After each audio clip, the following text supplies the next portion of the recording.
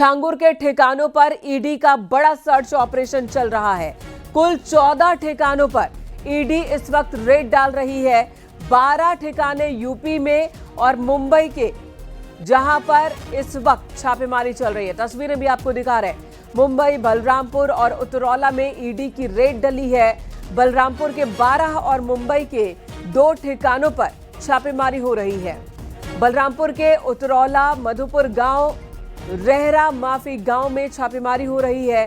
वहीं मुंबई की बात की जाए तो शहजाद शेख के ठिकानों पर छापेमारी कर रही है ईडी इस वक्त। शहजाद शेख के खाते में 1 करोड़ रुपए आए थे और उसका भी छांगुर से संपर्क है। और अब छांगुर के ठिकानों पर ईडी की कार्रवाई चल रही है। 14 ठिकानों पर यूपी से लेकर मुंबई तक छापेमारी चल रही है। कागजातों को खंगाला जा रहा है और जो खाते हैं उनके बीच संबंध क्या है। बैंक अकाउंट्स अलग अलग नाम पर, अलग अलग लोगों के नाम पर, जो कि छांगुर से ही संबंधित बताए जा रहे हैं। और इन सब की पड़ताल कर रही है ईडी की टीम। तस्वीरें आपको दिखा रहे हैं। सुबह से ही छापेमारी चल रही है। 1-2 नहीं बल्कि 14 ठिकानों पर। बलरामपुर में 12 ठिकाने हैं जहां पर छापेमारी हो रही है। वहीं पर मुंबई में 2 ठिकानों पर इस वक्त ईडी ने रेड डाली है। ईडी ने मनी लॉन्ड्रिंग का केस दर्ज किया है छांगुर के खिलाफ और छांगुर से जुड़े जितने भी लोग हैं उन सबके खातों की तलाश चल रही है। छांगुर ने यूपी से लेकर महाराष्ट्र तक संपत्ति बनाई है और ऐसे में बड़ी कार्रवाई हो रही है।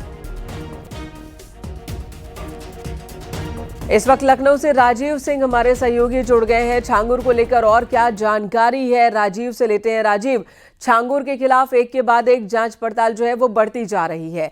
यूपी एटीएस की पूछताछ है, इधर ईडी की भी छापेमारी अब शुरू हो चुकी है।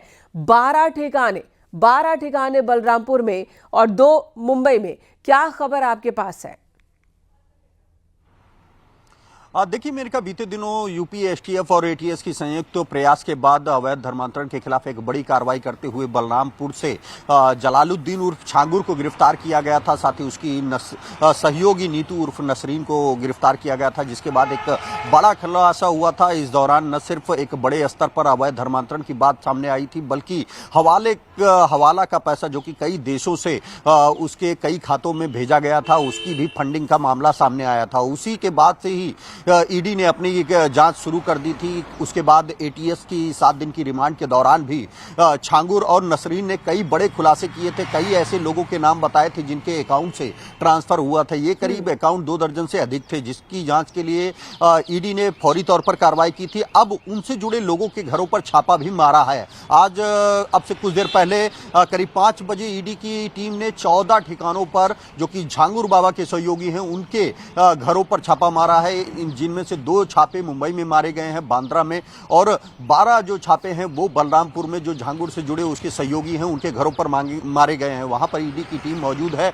लोगों को हाउस अरेस्ट किया गया है। वहां पर लगातार जो तमाम दस्तावेज हैं, जो सबूत हैं, उनको खंगालने का काम किया जा रहा है। साथ ही जो दूसरी टीम है वो वहां पर मौजूद लोगों से पूछताछ कर रही है कि आखिर उनका छांगुर कनेक्शन कैसे वो इस अवैध धर्मांतरण के पूरे रैकेट में जुड़े थे, कैसे ये फंडिंग की जाती थी। तो ये जानने और समझने की कोशिश ईडी द्वारा की जा रही है। उम्मीद जताई जा रही है कि जल्द ही जल्द कुछ अफसरों के यहाँ भी छापे पड़ सकते हैं और बड़े स्तर पर इस पर कार्रवाई होगी। और उसी का इंतजार आम पब्लिक भी कर रही है कि छांगुर को जो साथ देने वाले अधिकारी हैं उनके खिलाफ कब कार्रवाई होगी और किस तरह की कार्रवाई होगी। सर्वेश भी इस वक्त हमारे साथ जुड़ गए हैं। सर्वेश सिंह बलरामपुर से, जो इस मामले की अपडेट लगातार हम तक पहुंचा रहे हैं। सर्वेश, बलरामपुर में 12 ठिकानों पर छापेमारी हो रही है। ये बताइए, क्या ये सभी जगहें जो हैं वो सीधे छांगुर की हैं या छांगुर के करीबियों की हैं? मकान है यहाँ पर या फिर कुछ और स्ट्रक्चर है? इस छापेमारी में अब तक क्या क्या और कहां कहां हो रहा है?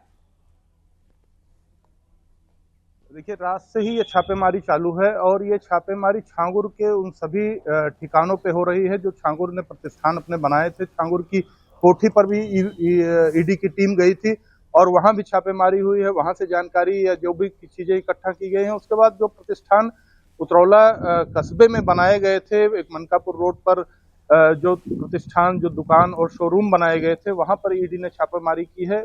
वहां पर लगातार छापेमारी चल रही है। इसके अलावा उन करीबियों के यहाँ भी छापेमारी की गई है जो छांगुर से पूरी तरह से कनेक्ट थे और ये माना जा रहा है कि उनके नेटवर्क का हिस्सा थे, उनके यहाँ भी छापेमारी की गई है। तो इस तरह रात से ही ये छापेमारी चल रही है और वो जो इनका प्रतिष्ठान है उस पर विशेष फोकस किया गया है, उस प्रतिष्ठानों पर छापेमारी की जा रही है। लगातार ये छापेमारी जारी है और अभी कई और जगहों पर जो जहां से भी सुराग मिल रहे हैं, क्योंकि पूछताछ में बहुत सारे खुलासे हुए हैं और ईडी अब उन्हीं ठिकानों पर निशाना करके छापामारी कर रही है जहां से छांगुर के कनेक्शन पूरी तरह जुड़े हुए हैं और जहां उन्हें पुख्ता सबूत हैं कि ये ईडी से छांगुर से जुड़े हुए थे, वहां ईडी लगातार छापेमारी कर रही है। सर्वेश, कितनी बड़ी टीम पहुंची है छापेमारी के लिए? बताया जा रहा है लगभग 15 से 20 टीमें हैं जो यहाँ इस समय उतरौला कस्बे में और उसके आसपास क्षेत्रों में जो छांगुर के ठिकाने थे, छांगुर का अपना पैतृक गांव था, वहां पर भी छापेमारी की जा रही है। क्योंकि जो लेन देन की बातें आई हैं नेपाल के जरिए या हवाला के जरिए या विदेशी फंडिंग के जरिए जो पैसे आए हैं और जो बताया ये भी जा रहा है कि जो नेपाल के जरिए पैसे आए हैं उसमें तमाम ऐसे भी खाते हैं जो छांगुर के पैतृक गांव में रहने वाले लोगों के खातों में पैसा मंगाया गया था। तो इस तरह से छांगुर के पैतृक गांव में उनके प्रतिष्ठानों में लगभग 15 से 20 टीमें हैं जो लगातार छापेमारी कर रही हैं और बहुत कुछ बरामद भी हुआ है। अभी उसका खुलासा ईडी नहीं कर रही है। बहुत सारे ऐसी चीजें हैं जो बरामद हुई हैं अभी। ठीक है, आप बने रहे हमारे साथ। सर्वेश, राजीव जुड़े हुए हैं। राजीव, जब ईडी इस तरह से छापेमारी करती है तो क्या ईडी की ओर से प्रेस कॉन्फ्रेंस हो सकती है? ये जानकारी दी जा सकती है कि क्या मिला है और जांच आगे किस दिशा में बढ़ रही है, या भी इंतजार करना होगा इसके लिए? अब